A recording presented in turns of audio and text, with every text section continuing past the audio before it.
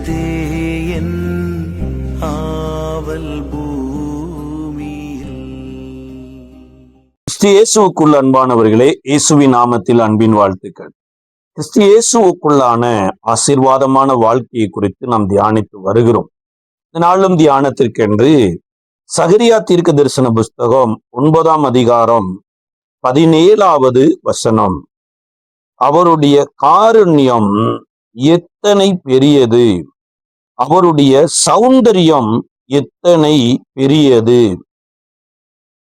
தானியம் வாலிபரையும் புது திராட்சரசம் கன்னிகைகளையும் வளர்க்கும். கர்த்தருடைய பிள்ளைகளுடைய வாழ்க்கையில ஒரு பெரிய காரியத்தை கர்த்தர் செய்யணும் என்று விரும்புகிறார். கர்த்தருடைய பிள்ளைகளுக்குள்ளேயுமே கர்த்தர் எனக்கு பெரிய காரியங்களை செய்ய வேண்டும் என்கின்ற ஒரு ஏக்கமும் விருப்பமும் இருக்குது. ஆனா எப்பொழுது கர்த்தருடைய காரியம் நம்ம வாழ்க்கையில பெரிதா மாறும், அல்லது கர்த்தர் எப்ப நமக்கு பெரிதானவைகளை செய்வார் அப்படின்னா, இங்க தீர்க்கதரிசி சொல்றாரு, கர்த்தருடைய காருண்யம் எவ்வளவு பெரியது அப்படிங்கிறார். இதே சங்கீதக்காரராகிய தாவீது கூட சங்கீத புஸ்தகத்தினுடைய 18ஆம் சங்கீதம் 35வது வசனத்துல சொல்றாரு, உம்முடைய ரட்சிப்பின் கேடயத்தையும் எனக்கு தந்தீர், உம்முடைய வலதுகரம் என்னை தாங்குகிறது, உம்முடைய காருண்யம் என்னை பெரியவனாக்கும். எப்படி சொல்றாரு பாருங்க. அங்க தீர்க்கதரிசி சொல்லும் போது உம்முடைய காருண்யம் எவ்வளவு பெரியது அப்படிங்கிறார். ஆனா இங்க தாவீது சொல்லும் போது சொல்றாரு, உம்முடைய காருண்யம் என்னை பெரியவனாக்கும் அப்படிங்கிறார். இப்ப காருண்யம்னா என்ன? இன்னைக்கு அநேக நேரங்களில சில பெயருக்கு அர்த்தம் என்னன்னே தெரியாம சிலருக்கு பெயர் வைத்திருப்பாங்க பாருங்க. ஆனா வேதாகமத்துல சொல்லப்பட்டிருக்கிற ஒவ்வொரு பெயருக்கும் ஒவ்வொரு அர்த்தம் இருக்கிறது. அப்ப காருண்யம் என்றா இத எபிரேய வார்த்தை என்ன சொல்லுது அப்படின்னா அனவா அப்படிங்கிறது.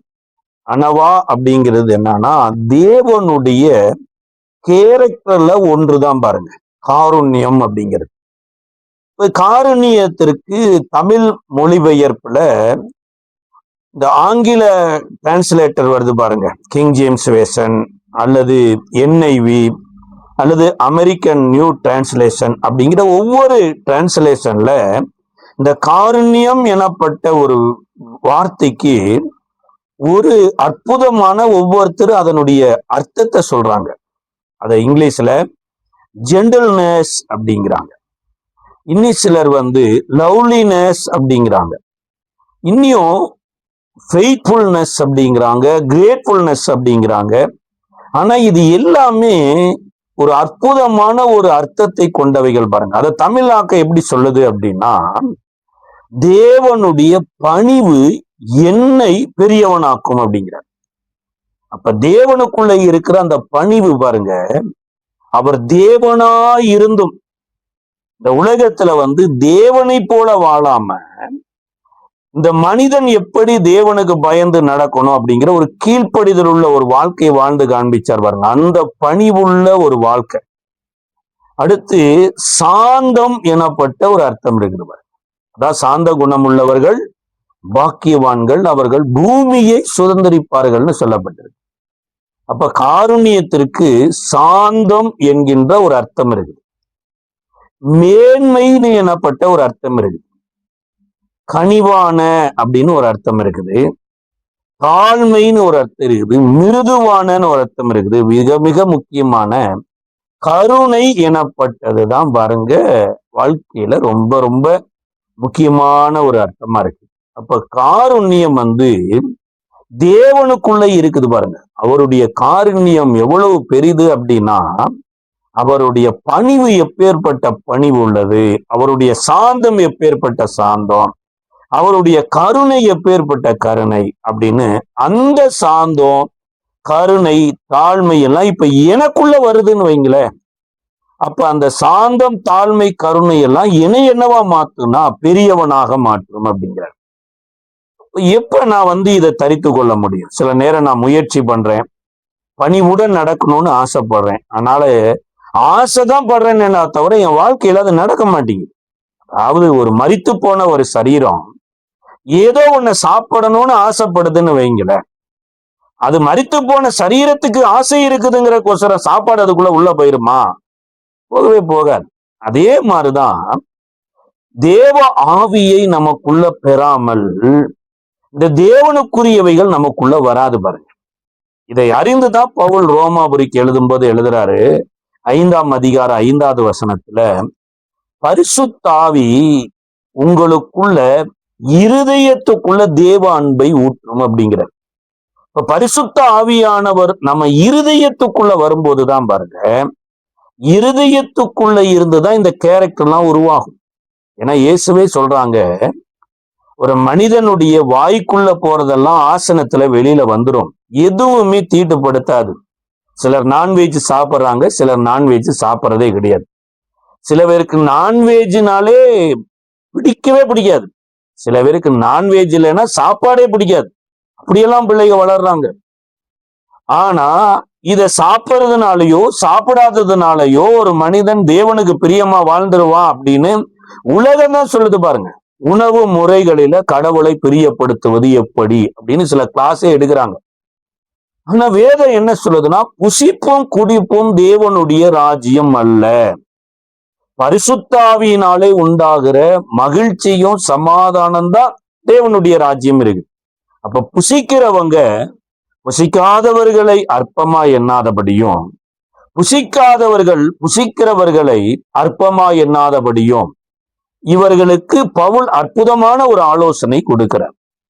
நம்முடைய தேவனுடைய காருண்யத்தை நம்மளுடைய முயற்சியில கொண்டு வந்து நம்ம ஏமாந்து போயிடுவோம். எத்தனையோ பேர் பாருங்க, தங்களை ஒடுக்கி தங்களை வருத்தி தங்களுடைய பக்தியினால எதையோ செய்து இந்த உலகத்துல இப்பேற்பட்ட தேவ சாயலாய் வாழணும்னு முயற்சி பண்றாங்க. ஒரு சில காலகட்டத்துல அது அப்படி சக்சஸ் அமையுது. ஆனா ஒரு நாள் வருது பாருங்க, எல்லாவற்றையும் ஓவர்டேக் பண்ணி போயிடுறாங்க, செய்யக்கூடாத காரியங்கள்லாம் செய்துடுறாங்க.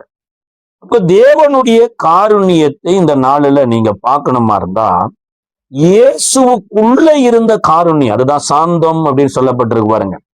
மத்தேயு எழுதின சுவிசேஷ புஸ்தகம் 11ஆம் அதிகாரம் 28, 29 வசனத்தை நீங்க வாசிக்கிற போது, வருத்தப்பட்டு பாரம் சுமக்கிறவர்களே நீங்கள் எல்லோரும் என்னிடத்தில் வாருங்கள், நான் உங்களுக்கு இளைப்பாறுதல் தருகிறேன் என்று இயேசு சொல்றார். இளைப்பாறுதல் தருகிறது எப்படி தர்றாருன்னா, நான் மனத்தாழ்மையும் சாந்தமுமாய் இருக்கிறேன், என் நுகத்தை ஏற்றுக்கொண்டு என்னிடத்தில் கற்றுக்கொள்ளுங்கள், அப்பொழுது உங்கள் ஆத்துமாவுக்கு இளைப்பாறுதல் தருவேன் அப்படிங்கிறார். இயேசுவை இன்றைக்கு எத்தனையோ பேரு கும்பிட ஆரம்பிச்சிட்டாங்க பாருங்க, இயேசுவை ஆராதிக்க ஆரம்பிச்சிட்டாங்க. இது தப்பு சரி அப்படின்னு நம்ம சொல்ல வரல, அது அவரவருடைய விருப்பம். ஆனா இயேசுவினுடைய விருப்பம் என்னவா இருந்தது அப்படின்னா, என்னிடத்தில் வந்து கற்றுக்கொள்ளுங்கள் அப்படிங்கிறார்.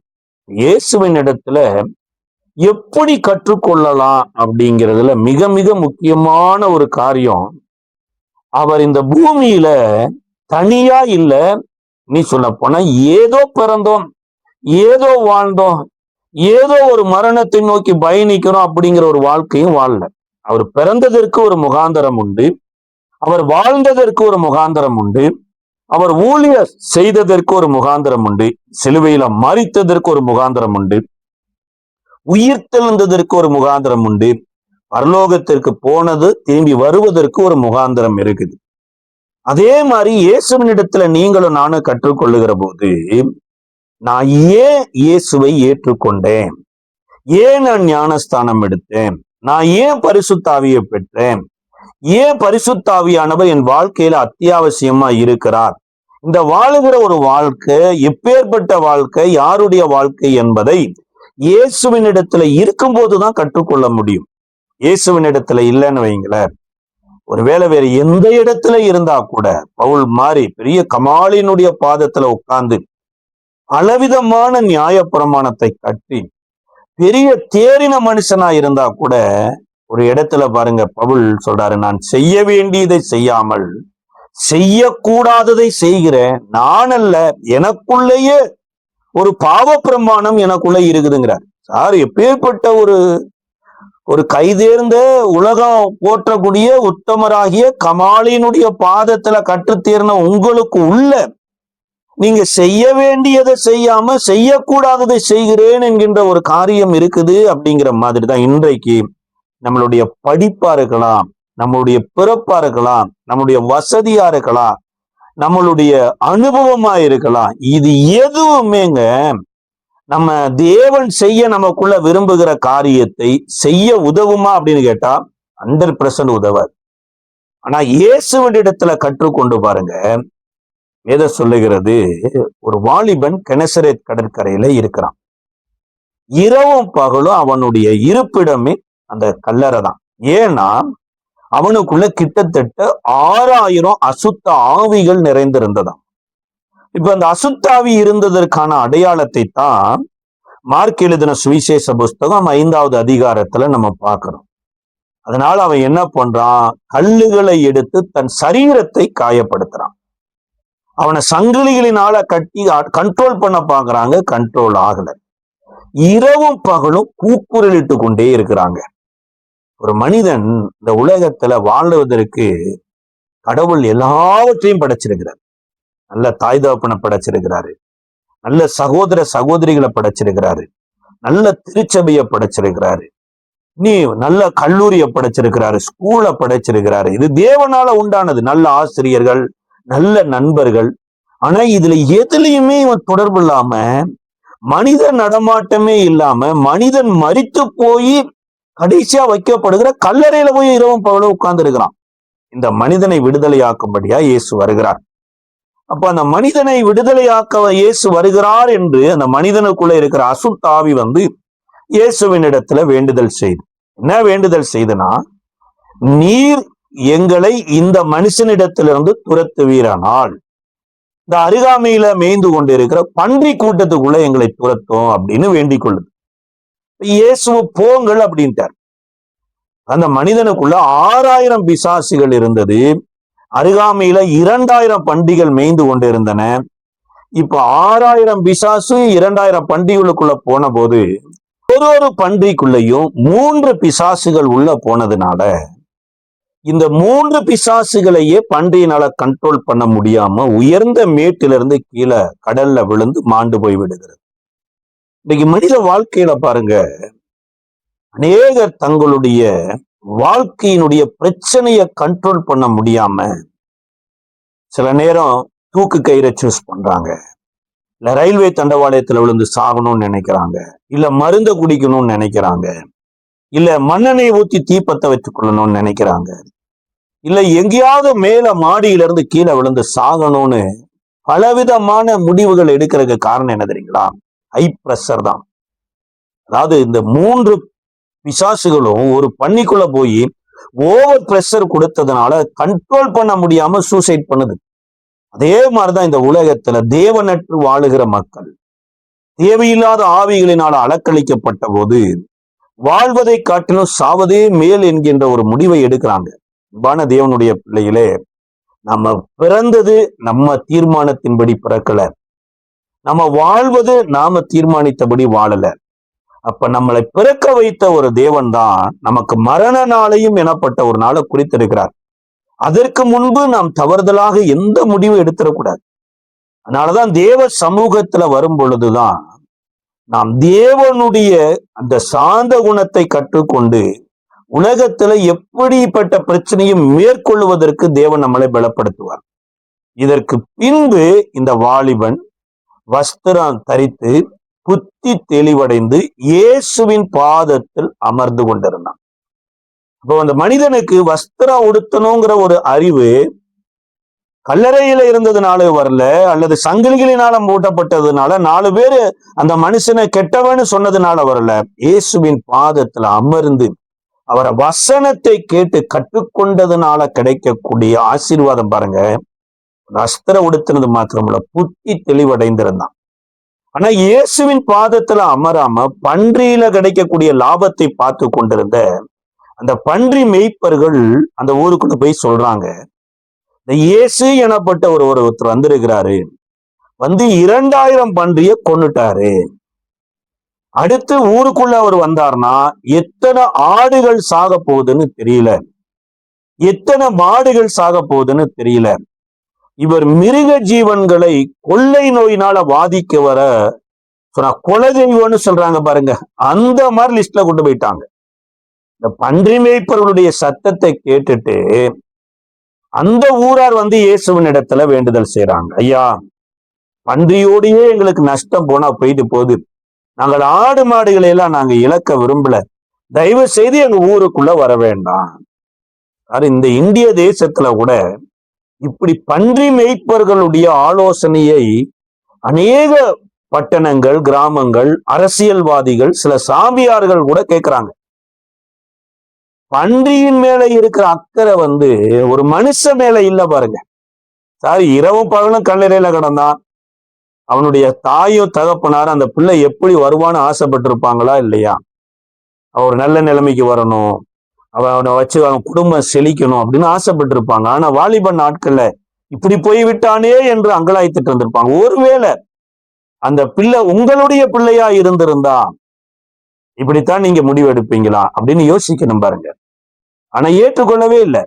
அதனால இயேசுவை அனுப்பிவிடும் போது இந்த வாலிபன், புத்தி தெளிந்திருக்கிற வாலிபன் கேட்கிறான், ஆண்டவரே, இந்த ஊர்ல உமக்கே இங்க வந்து அலௌடு கொடுக்கல, அனுமதி கொடுக்கல, அப்ப உமக்கே மரியாதை இல்லாத ஊர்ல நான் போய் வாழ்ந்தேன்னா எனக்கு எப்படி ஆண்டவரே மரியாதை கொடுப்பாங்க அப்படிங்கிறாங்க.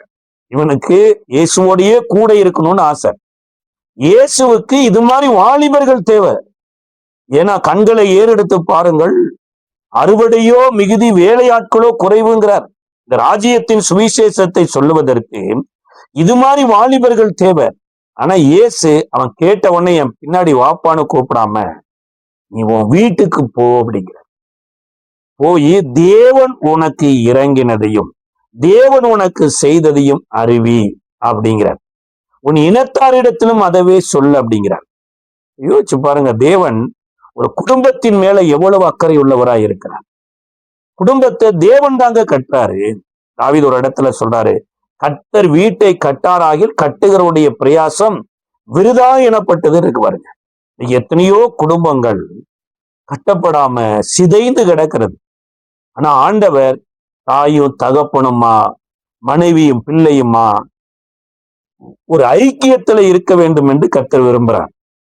அப்ப ஆண்டவருடைய காருண்யத்தை இங்க நம்ம என்ன பாக்குறோம்னா, இந்த வாலிபன் விரும்பினது இயேசுவின் இடத்துல இருக்கிறது. ஆனா இயேசு விரும்பினது உன் தாயின் தகப்பன் இடத்துல போய் இருக்கணுங்கிறது தான். இந்த இடத்துக்கு வருவதற்கு முன்பாக இயேசுவும் அவருடைய சீசர்களும் ஒரு மிகப்பெரிய ஒரு அற்புதத்தை செய்துதான் புறப்பட்டு வருகிறாங்க. இயேசுதான் சொல்றாரு, அக்கறைக்கு போவோம் வாருங்கள் அப்படின்னு அழைக்கிறார். இப்ப அக்கறைக்கு போவோம் வாருங்கள் என்று கூப்பிட்டவர் யாருன்னா இயேசுதான். நீ சொல்ல போனா இந்த அக்கறை எனப்பட்ட ஒரு தரிசனம் இயேசுவின் மூலமா தான் கிடைச்சது. இவங்க இயேசுவினுடைய தரிசனத்தின்படி புறப்பட்டு வருகிறாங்க. இப்ப ஆரம்பித்த போது அற்புதமா இயேசுவோட பேசி ஆரம்பித்திருக்கலாம். ஆனா சிறிது நேரத்துல என்ன ஆகிவிட்டதுன்னா இயேசுவை விட்டுட்டாங்க. இவங்க என்ன பண்ணிட்டாங்க அப்படின்னா, ஒருவரோடு இந்த 12 பேர் ஒருவரோடு ஒருவர் நடந்த அற்புதங்களை குறித்து பேசி, நீ ஒரு சில காரியங்களை பேசியே இயேசுவினிடத்தில் பேசல. இயேசு அந்த கப்பலின் பின்னணியில தலையணையை வைத்து இன்பமா நித்திர பண்ணிட்டார். இந்த சீசர்கள் பிரயாணப்பட்ட போது நடுக்கடல் வந்தது பாருங்க. நடு இரவுல அழகா போய் கொண்டிருந்த பிரயாணத்துல இப்ப புயல் அடிக்க ஆரம்பிக்குது. பெருமழை வருது, பெரு வெள்ளம் வருது, ஒரு பெரிய சுழல் காட்டுல இந்த கப்பல் மாட்டிக்குது. இந்த சீசர்கள் எப்படியாவது இயேசுவை காப்பாத்திரலாம், இயேசுவை எப்படியாவது அக்கறைக்கு கொண்டு போயிடலாம் என்று சொல்லி இந்த புயலின் நடுவுல புயலோடு போராடுறாங்க. இந்த தரிசனம் கர்த்தர் கொடுத்தது, இந்த அழைப்பு கர்த்தர் கொடுத்தது. இவரை உறங்க வச்சுட்டு நாம அவரை கூட்டிட்டு போகணும்னு நினைச்சோன்னு எங்களை லைஃப்ல ஒரு மிகப்பெரிய ஏமாற்றத்தை சந்திச்சிருவோம். ஆனா இவைகளின் நடுவுல பாருங்க, இவ்வளவு ப்ராப்ளம் போயிட்டு இருக்குது வெளியில. இயேசு தலையணைய வைத்து டீப் ஸ்லீப்ல இருக்கிறார். இன்றைக்கு நம்மளுடைய வாழ்க்கையில ஏதாவது ஒரு எதிர்மறையான ஒரு காரியம் நடக்க போகுது அல்லது ஏதோ ஒரு அசம்பாவிதமான ஒரு சூழ்நிலை வருது அப்படின்னா நமக்கு நிம்மதியான தூக்கம் வருமானா வரவே வராது.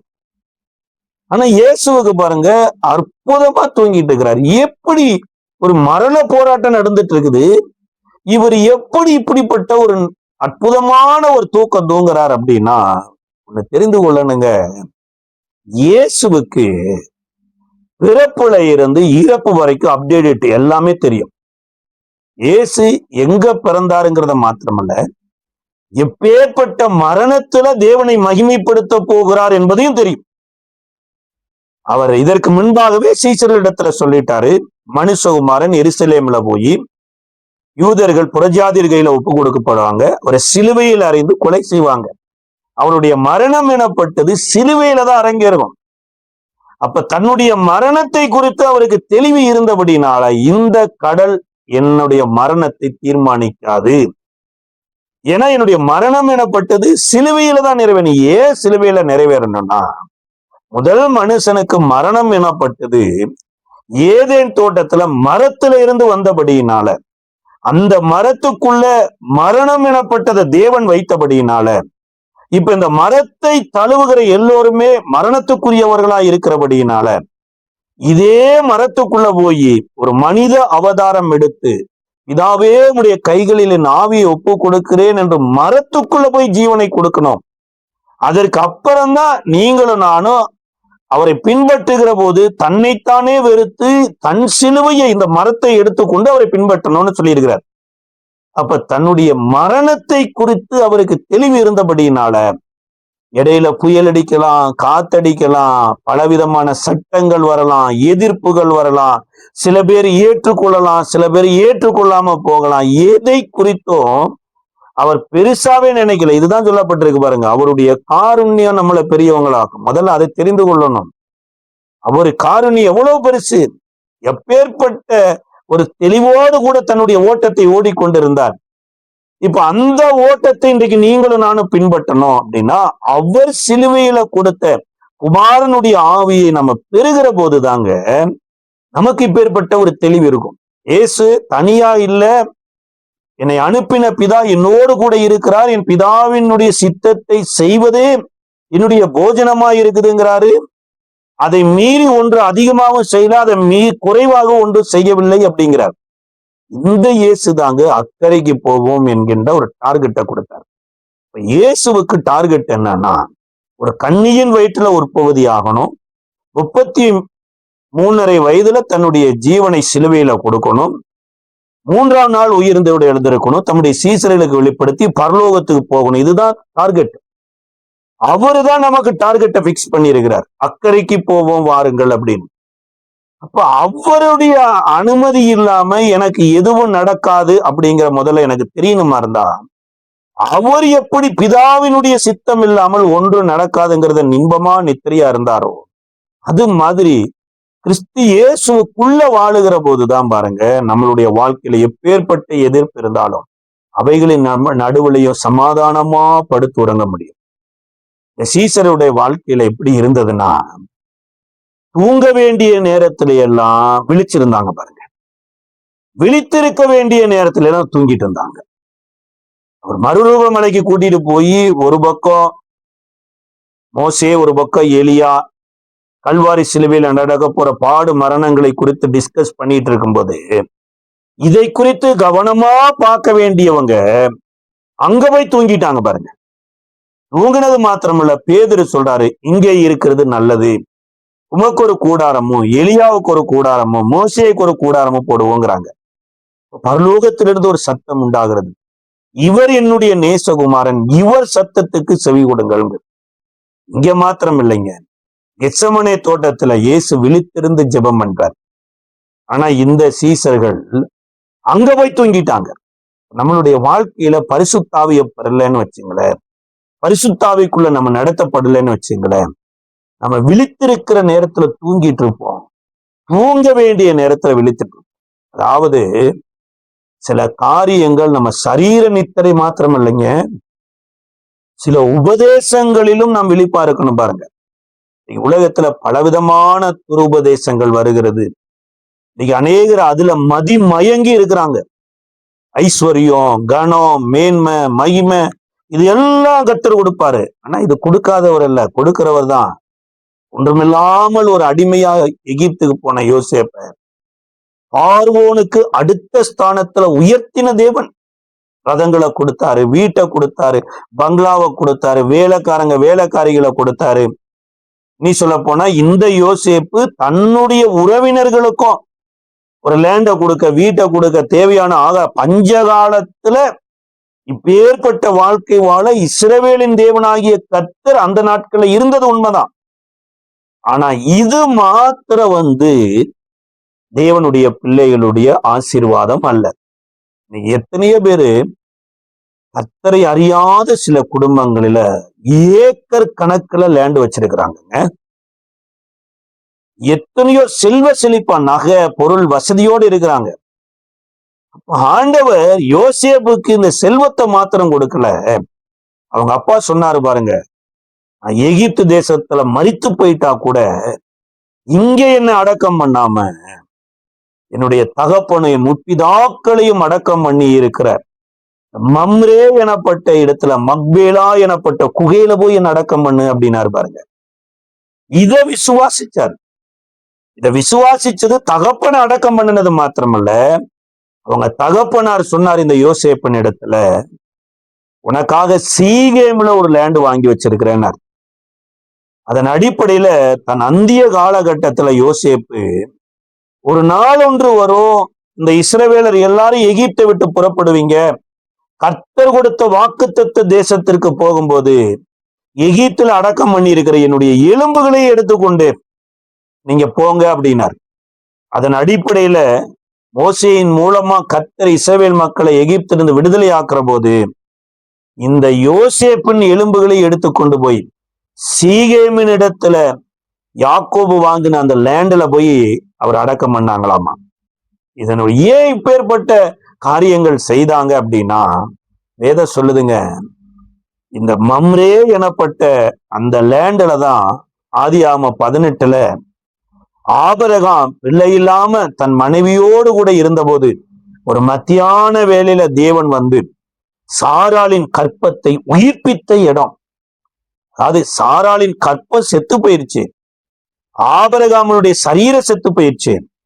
ஆனா 17வது அதிகாரத்துல ஆபிரகாமை உயிர்ப்பிச்ச கர்த்தர் 18வது அதிகாரத்துல சாராய் எனப்பட்ட பெயர் எடுத்து சாராள் எனப்பட்ட கற்பத்தை உயிர்ப்பிச்சத ஆபிரகாம் விசுவாசிச்சு செத்துப்போன கற்பத்தையே ஆண்டவர் உயிர்ப்பிச்சிருப்பார்னா, என் மனைவி இந்த இடத்துல மரித்து அடக்கம் பண்ணப்படுவானா, அந்த தேவன் மறுபடி திரும்பி வந்தார்னா, செத்து போன கற்பத்தை உயிர்ப்பிச்ச ஆண்டவர் செத்து போன என் மனைவியும் உயிர்ப்பிப்பார் என்கின்ற அந்த நம்பிக்கை, 2வது வருகையை குறித்த நம்பிக்கையில தான் அந்த மக்பேலா லேண்ட வாங்கி அடக்கம் பண்ணினது மாத்திரமல்ல, தானும் அங்கு அடக்கமானாரு.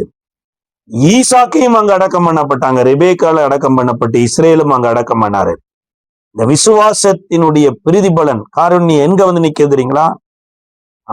மத்தேயு எழுதின சுவிசேஷ புஸ்தகம் 27வது அதிகாரத்துல இயேசு கல்வாரி சிலுவையில தன் ஜீவனை விட்ட போது பரிசுத்தவான்களுடைய கல்லறையெல்லாம் திறந்தது. அந்த வரைக்கும் கல்லறையில இருந்த பரிசுத்தவான்கள் உயிரோடு எந்திரிச்சாங்க. அந்த பரிசுத்தவான்கள் கூட்டத்துல யோசேப்பு உயிர் திறந்திருக்கலாம், சாராள் உயிர் திறந்திருக்கலாம், ஈசாக் உயிர் திறந்திருக்கலாம். இன்றைக்கு நீங்களும் நானும் எதன் மேல நம்பிக்கையா இருக்கிறோம்னா, இவ்வுலகத்திற்காக மாத்திரம் இல்லைங்க, ஆண்டவருடைய வருகை எனப்பட்டது வரும். இந்த வருகையில நீங்களும் நானும் உயிர்ப்பிக்கப்படணும். அந்த நம்பிக்கையில நம்ம உலகத்துல வாழ்ந்து கொண்டிருக்கு. இதுதான் இயேசுவுக்கு தெளிவா இருந்தது. அதுதான் டார்கெட் நமக்கு. அக்கறைக்கு போவோம் வாருங்கள்னாருனா, இதற்கு இடையில இயேசுவை எதுவும் சேதப்படுத்தாம பிதாவாகிய தேவன் அக்கறைக்கு கூட்டி கொண்டு போய் அந்த பாதாளத்துல இருந்தவங்களை இயேசுவோடு கூட உயிர்ப்பிச்சிருப்பாருனா, உங்க வாழ்க்கையில ஏதோ புயல் காற்று அடிக்கலாம், பெருவளம் வரலாம், பலவிதமான போராட்டங்கள் வரலாம். ஒன்றை மறந்துடாதீங்க, அவர் ஒருவர் தான் நம்மளை அக்கறைக்கு போவோம் என்கின்ற ஒரு திட்டத்தை கொடுத்தார். அவருடைய காருண்யத்தை பெரிதா நினைங்க. இந்த காருண்யத்தை உங்களுக்குள்ள கொண்டு வாங்க. இந்த காருண்யம் உங்களை பெரியவர்களாக்கும். வேலை நம்ம ஜெபிக்கலாமா? அன்பின் பரலோக பிதாவே, கர்த்தராகிய இயேசுவின் நாமத்தின் நன்றியோடு ஸ்தோத்திரிக்கிறோம். உம்முடைய மரணத்தை குறித்து நீ தெளிவுள்ளவராய் இருந்தது போல இயேசுவே எங்களுடைய மரணத்தை குறித்தோ எங்களுக்கு நீர் வைத்திருக்கிற திட்டத்தை குறித்தோ நாங்கள் தெளிவுள்ளவர்களாய் ஒவ்வொரு நாளும் ஓட பரிசுத்த ஆவியானவர் எங்களுக்கு உதவி செய்யும். இயேசுவின் நாமத்தில் ஜெபிக்கிறோம். நல்ல எங்களோடு நீங்கள் தொடர்பு கொள்ள மிஷனரி சகோதரர் ஜெயபால், இயேசுவின் ஆசீர்வாத ஊழியங்கள், சேலையூர், சென்னை, தென்னிந்தியா. Missionary brother Jayapal, Jesus plus ministries, Selaiyur, Chennai, south India.